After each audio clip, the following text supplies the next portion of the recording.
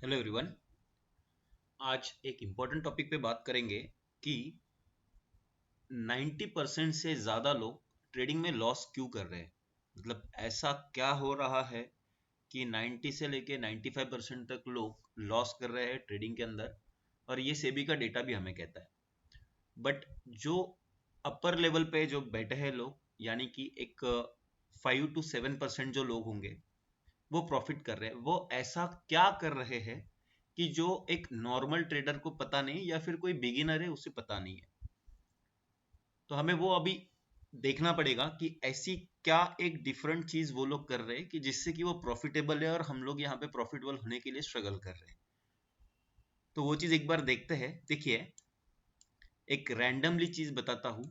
Market चलता है liquidity के ऊपर। ये चीज कोई नहीं बताएगा आपको, सभी लोग आपको यही बताएंगे कि यहाँ से आओ, एक ट्रेंड लाइन ड्रॉ करो, इस तरह से ट्रेंड लाइन ड्रॉ करो, मैक्सिमम पॉइंट्स कनेक्ट करो, यहाँ से ब्रेकआउट होता है बाय करो, यहाँ पे हैमर बना, यहाँ पे हैमर बना, ये बना वो बना। ये सब झूठ बातें हैं, ये सभी बीएस है। ये सब चीजें ये कभी भी मार्केट में ठीक से काम नहीं करेगी। आप कोई भी टाइम फ्रेम पे जाओ, अभी आपको यही कंफ्यूज होगा।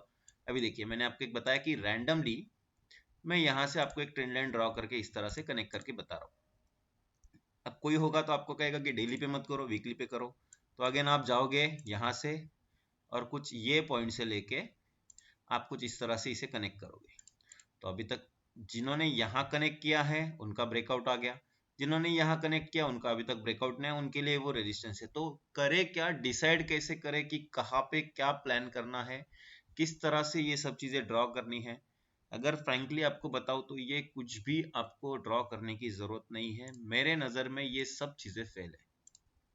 अब एक चीज समझिए, जो लोग इतने बड़े अमाउंट, यानी कि जो हमारे पास में एफ आई डी आई जो होते हैं, फंड मैनेजर्स वगैरह जो होते हैं, हेज फंड मैनेजमेंट, उनके पास इतना पैसा है, क्या आपको लगता है उनके पास ये सब ड्राइंग करते बैठने के लिए टाइम होगा?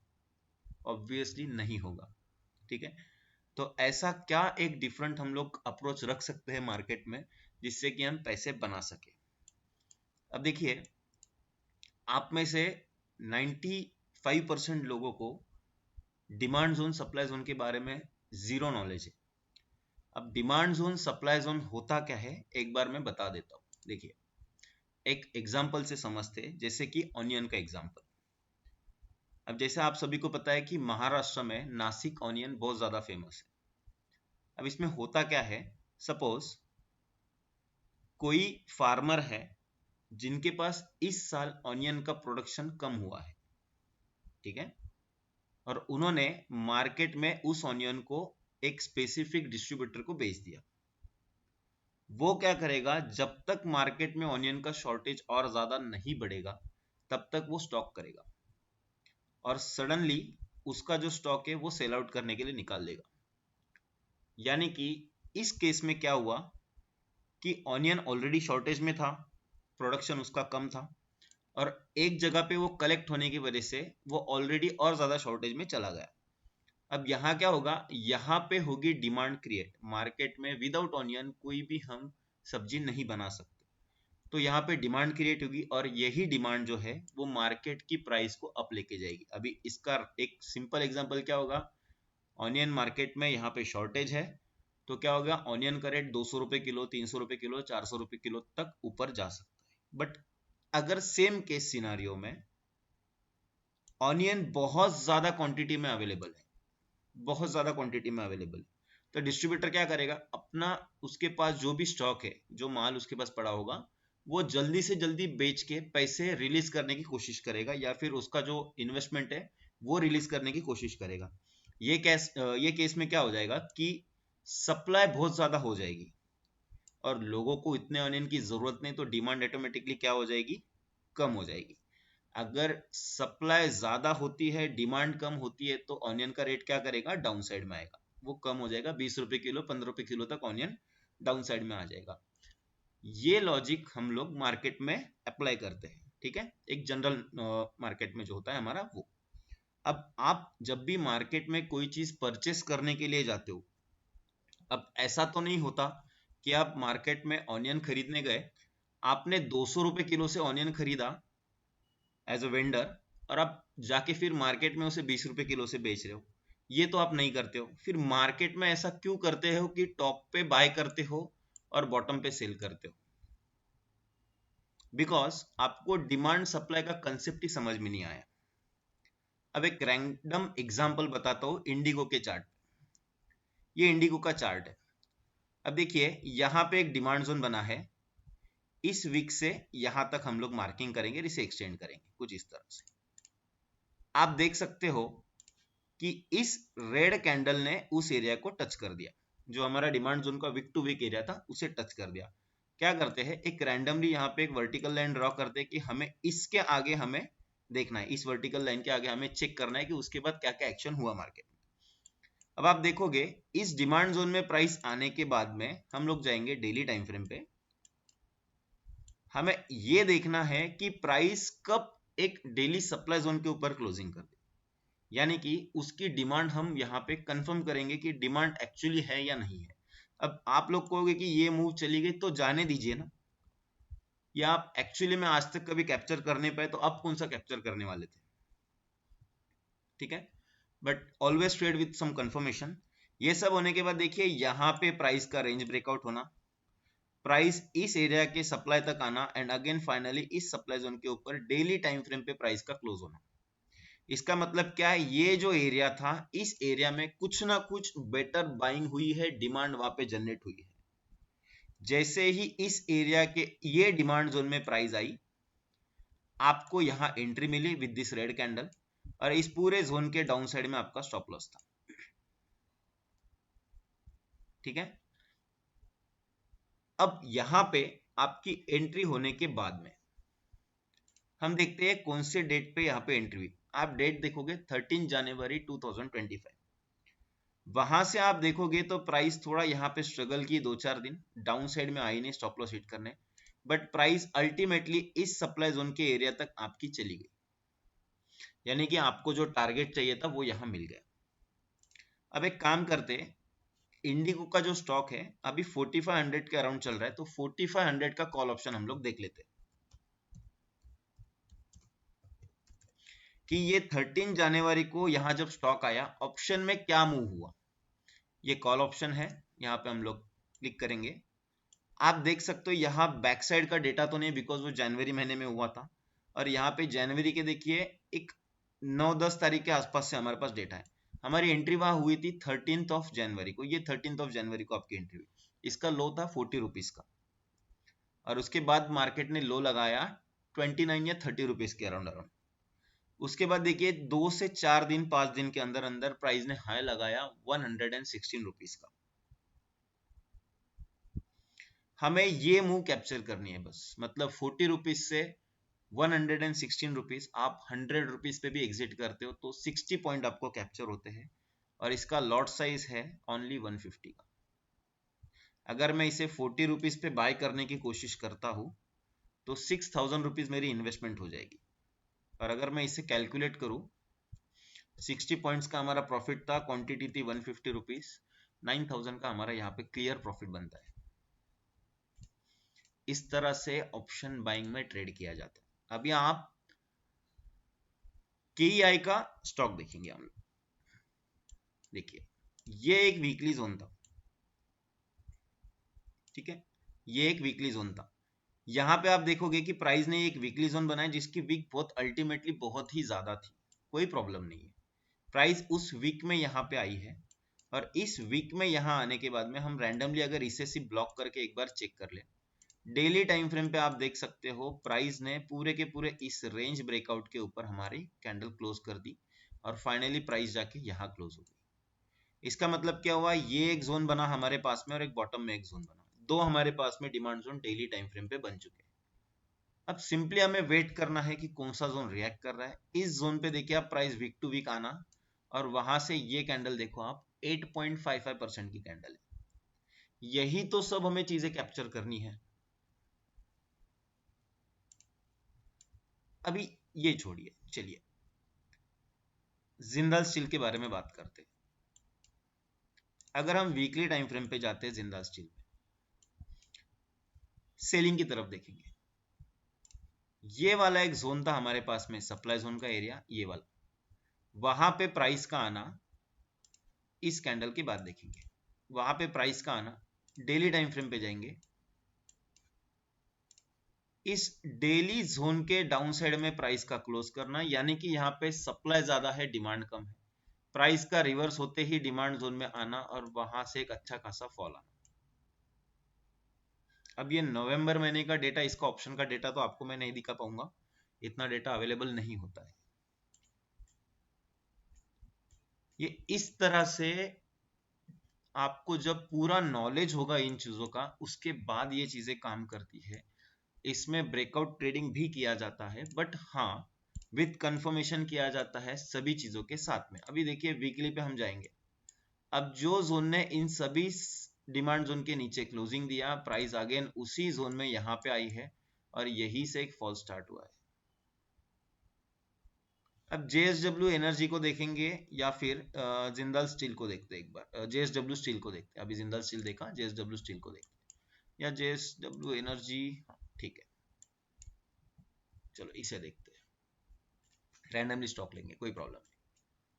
अब आप देखिए यहां पे एक सप्लाई जोन है, ये वाला एक सप्लाई जोन है, ये एरिया, वहां से हम लोग जाएंगे डेली टाइम फ्रेम पे।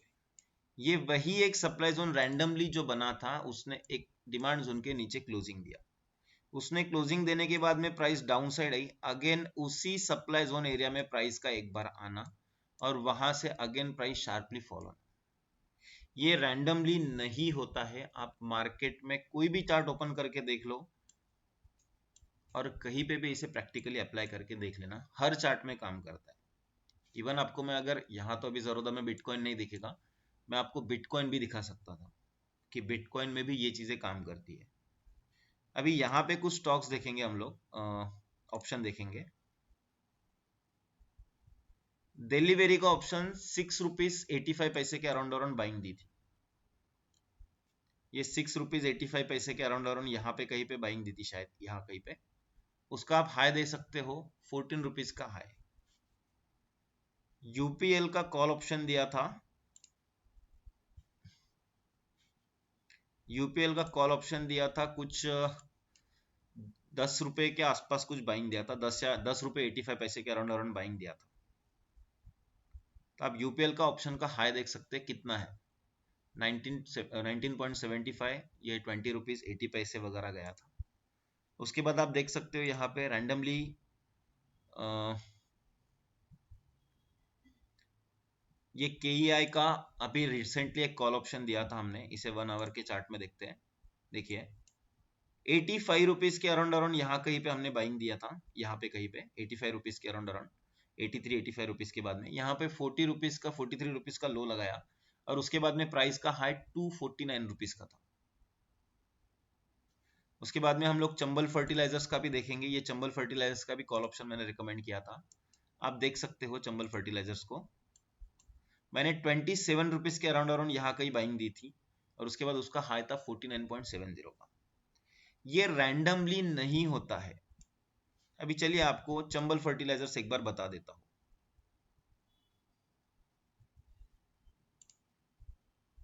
ये देखिए, ये है चंबल फर्टिलाइजर। आप देख सकते हो कि ये एक वीकली का जोन था, यहाँ पे इस एरिया में एक वीकली का जोन था, यहाँ पे प्राइस आना। डेली पे अगर हम लोग जाएंगे तो देखिए डेली पे प्राइस ने फाइनली इस जोन के ऊपर क्लोजिंग देना यहाँ स्टार्ट कर दिया था। कहाँ से क्लोजिंग देना स्टार्ट किया था? ये बॉटम एरिया से, उसी बॉटम एरिया में प्राइस का आना और वहां से एक रॉकेट की तरह जाना। ये रैंडमली नहीं होता है, इसके पीछे स्टडी होता है, हर चीज के पीछे एक लॉजिक होगा। तो ये डिमांड सप्लाई अगर प्रॉपर तरीके से सीखना है तो आप हमको टेलीग्राम पे मैसेज कर सकते हो, पर्सनल मैसेज कर सकते हो। ज्यादा कुछ फीस ज्यादा हेवीली हम लोग नहीं रखते यहाँ पे, बिकॉज हमें पता है कि आपके पास भी कैपिटल शायद कम हो सकता है, एक नॉर्मल पर्सन भी ट्रेड कर सके, बस इसी रीजन से हम लोग थोड़ा हमारा चार्जेस भी कम रखते हैं, ठीक है। अब देखिए ग्रैन्युअल्स का पुट ऑप्शन है, बाद में यहाँ पे एसआरएफ एक दिया था हमने, एसआरएफ के लिए 2 या 3 दिन पहले हमने ट्रेड बता दिया था, 1 आवर में जाते हैं। ₹67 के अराउंड अराउंड हमने बाइंग के लिए बताया था कि उसके ऊपर निकलता है तो बाय करना। ये यहाँ पे ₹67 के ऊपर निकला और वहां से प्राइस ने डायरेक्टली हाई कितने का लगाया, ₹96 का।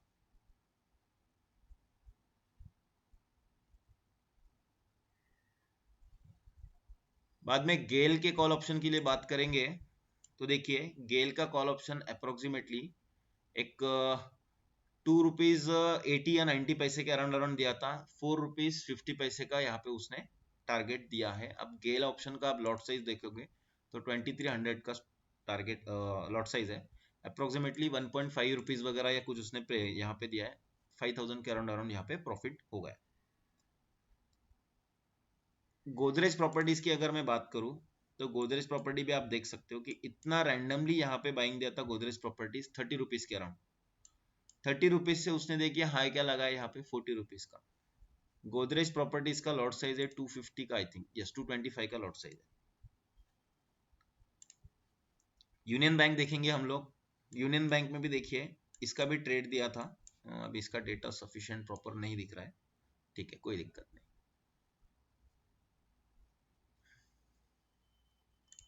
उसके बाद में बीपीसीएल और जेएनएफसी भी दिया था हमने, आप देख सकते हो। बीपीसीएल हमने यहाँ फरवरी के यहाँ के आसपास कहीं पे ट्रेड दिया था बीपीसीएल का। बीपीसीएल नेक्स्ट डे डायरेक्टली यहाँ पे गैप अप ओपन हुआ था और आप परसेंटेज अगर ऊपर देखोगे तो 56% ऑप्शन में मूव आई थी। ₹5 या ₹5 के अराउंड अराउंड दिया था यहाँ पे और नेक्स्ट डे उसने ₹11 के आसपास का हाई लगाया और बीपीसीएल का भी लॉट साइज अच्छा खासा बड़ा है यहाँ पे ₹1800 का, 1800 क्वांटिटी का लॉट साइज है। सेम जीएनएफसी का भी दिया था, 580 का कॉल ऑप्शन दिया था आई थिंक, और हिंद कॉपर भी दिया था। इसी तरह से हर एक चीज, हड़को का भी आपको बताऊंगा। तो हड़को में आई थिंक ये मूव हमने कैप्चर की थी, ठीक है। टेलीग्राम चैनल पे आपको पूरा मिल जाएगा डेटा जो होगा वो, क्योंकि पूरा वहाँ पे ओपनली हमने बताया है सब चीजें। तो इस तरह से आप देख सकते हो कि हर एक ट्रेड हमारा मोस्टली अच्छे से वर्क किया है यहाँ पे। अभी ग्रैन्यूल्स का बाद में ट्रेड ना देने का रीजन ये था, ग्रैन्यूल्स में यहाँ लिक्विडिटी नहीं थी, यहाँ पे लिक्विडिटी इशू था ग्रैन्यूल्स में, इसलिए वहां पे ट्रेड नहीं इनिशिएट किया था, बट ये भी अच्छा खासा चला था। तो एक सिंपल वर्ड्स में अगर आपको बताऊं कि एक तो आप खुद इन चीजों का पूरा नॉलेज ले या फिर किसी ऐसे पर्सन से वो चीजें सीखे जिन्हें वो चीजें ऑलरेडी पता हो। अभी ये तो मैंने सिर्फ एक एग्जांपल दिया है। वीकली डेली पे हम लोग 12 मंथ से भी ट्राई करते हैं, 15 मिनट में भी ट्रेड करते हैं, 5 मिनट में भी करते हैं और 2 मिनट में भी ट्रेड करते हैं प्रॉपर मार्केट में। अब देखिए एक चीज यहाँ पे हम लोग डिस्कस करेंगे। देखिए इंस्टीट्यूट जब बाय और सेल करता है उसी के बाद में बाइंग सेलिंग आती है, ये तो मानना पड़ेगा। बिकॉज आप और मैं इतने छोटे कैपिटल के साथ बाय सेल करोगे तो मार्केट में कोई एक छोटी मूवमेंट भी नहीं होने वाली, मतलब ₹1 का भी मूव नहीं होने वाला प्राइस में। ये इंस्टीट्यूट का है। अब मुझे बताइए कि यहां से जब फॉल आ रहा है और यहां तक फॉल आ रहा है, यही पॉइंट से क्यों रिवर्स हो रहा है? इसी पॉइंट को टच करने के बाद मार्केट क्यों रिवर्स हो रहा है? और अगेन इसी सप्लाई जोन के पास आने के बाद में ही प्राइस डाउन क्यों आ रही है?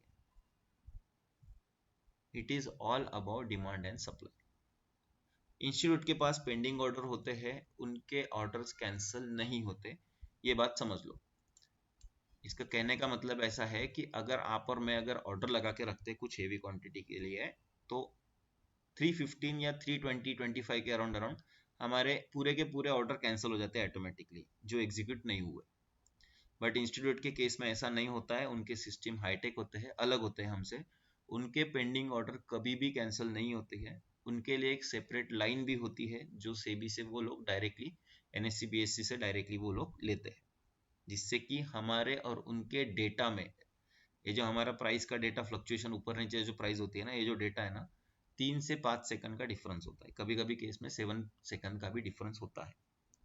तो we are already lacking in data and again उसके बाद में हम लोग अगर रैंडमली कहीं पे भी बाय सेल करेंगे तो ये लॉस होने वाला है। सेकंड एक और इसमें इंपॉर्टेंट बात ऐसी है, ऑप्शन बाइंग में थीटा डीके एक बहुत बड़ा फैक्टर होता है। तो आपको ये एग्जैक्टली पता होना चाहिए कि अब यहां से बाइंग कब आने वाली है, उसी के बाद में ऑप्शन बाइंग की जाती है। मतलब ऑप्शन बाइंग करने का एक ही रीजन होता है, आपने अगर बाय किया तो इमीडिएटली आपके फेवर में मूव आना चाहिए। अगर वो नहीं होता है तो ऑब्वियस सी बात है कि आपको थीटा डीके आपके कैपिटल को और प्रीमियम को हैम्पर करने वाला है। एक यूनिवर्सल ट्रूथ है, बिकॉज वो टाइम है, टाइम जीरो होने ही वाला है सबके लिए। ऑलराइट, तो अगर आप लोग इंटरेस्टेड है तो टेलीग्राम पे हमसे कांटेक्ट कर सकते हैं। एक बहुत ही रिजनेबल चार्जेस के साथ हम लोग आपको डिमांड सप्लाई के बेसिक्स के लेके एडवांस तक हर एक चीज आपको बताएंगे। इसमें हम लाइफ टाइम सपोर्ट प्रोवाइड करते हैं कि यानी कि आपको कुछ डिफिकल्टी हो तो वो भी हम लोग रिजॉल्व कर देते हैं। अगेन, आपको जो भी सिखाया जाएगा उसकी रिकॉर्डिंग होगी लाइव सेशन की, और वो आपको आपके जीमेल एड्रेस पे वो शेयर किया जाएगा लिंक, जिससे आपके साथ वो डेटा लाइफ टाइम रहे। अगर कोई चीज समझ में नहीं आती है तो आप वो वीडियो रिपीट देख सकते हो, या बाय चांस कुछ इमरजेंसी की वजह से आप वो क्लास अटेंड नहीं कर पाए तो एटलीस्ट आप वो वीडियो देख के उतना सीख सकते हो। 20 से 25 डेज तक वो क्लास होता है, जिसमें ऑप्शंस, फ्यूचर्स, स्टॉक और हर एक चीज बताई जाती है। एक रैंडमली अगर बताऊं तो 12 मंथ्स का चार्ट वही यूज करते हैं जिन्हें लॉन्ग टर्म के लिए इन्वेस्टमेंट करना होता है। अगर इसका एग्जांपल एक बता दूं आपको, यहाँ पे देखिए, यहाँ पे एक डिमांड जोन था, ठीक है। ये पूरा का पूरा एरिया यहाँ से लेके यहाँ तक, ये एक पूरा डिमांड जोन था। प्राइस इस डिमांड जोन की ये वीक तक आना, इसे मैं यहाँ क्लिक कर देता हूँ। 6 मंथ में जाएंगे, देखिए यहाँ पे ये अगेन एक जोन बना था, प्राइस उस जोन में आना, एंड अगेन उस जोन में आने के बाद में आप देख सकते हो, ये देखिए उस जोन में यहाँ प्राइस आने के बाद में उसने इस पूरे के पूरे एरिया के ऊपर, इस पूरे के पूरे एक एरिया के ऊपर यहाँ पे क्लोजिंग कर दी ऊपर के साइड जाके। अब आपको नहीं लगता कि प्राइस ने अगर ब्रेकआउट दे दिया तो ऊपर ही जानी चाहिए थी प्राइस? उसके बाद प्राइस इसी बॉटम के एरिया में आना, कौन से, ये वाले, इस एरिया में आने के बाद में यही से प्राइस ने उसका अपमूव स्टार्ट कर दिया। और कहां तक किया प्राइस ने अपमूव? टॉप लेवल तक। अब इसमें स्टॉप लॉस ट्रेल कैसे करना है, कैसे चीजें मैनेज करना है, एग्जिट कब करना है, री एंट्री कब करना है, ये सभी चीजें बताई जाएगी। इवन इतने फॉलिंग मार्केट में भी आप लोग पैसा बना सकते हो, कोई प्रॉब्लम नहीं है। अब आप कहोगे कि ये ऑल टाइम हाई पे था, हमें कैसे पता कि यहाँ से फॉल आने वाला है? पता चलता है, अगर आप देखोगे इस एरिया को मैं अगर आपके लिए मार्क कर दूं, ठीक है, इस एरिया में प्राइस ने जब किया था इस तरह से डाउन साइड में फॉल, आप देखिए कि यहां से ये एक डिमांड जोन था क्वालिटी का, उसके बाद ये एक डिमांड जोन था। प्राइस आके इस पूरे दो डिमांड जोन के नीचे जब क्लोज करी थी, प्राइस ने इस सप्लाई जोन के अंदर यहाँ पे आके एंट्री कर दी और 2-4 दिन के अंदर वो फॉल स्टार्ट हो गया। तो यहाँ पे भी हम लोग अच्छे खासे पैसे बना सकते, कोई प्रॉब्लम नहीं इसमें। कोई भी चीज इसमें रैंडम नहीं होगी, आपको पूरा डिटेल में बताया जाएगा और हर एक चीज प्रॉपर तरीके से समझा के एग्जाम्पल के साथ बताई जाएगी। ऑलराइट, तो अगर आप लोग इंटरेस्टेड है तो टेलीग्राम पे हमारे साथ में कांटेक्ट कर सकते हो, या फिर आपके पास मेरा व्हाट्सएप नंबर है तो आप कांटेक्ट कर सकते हो। Thank you so much.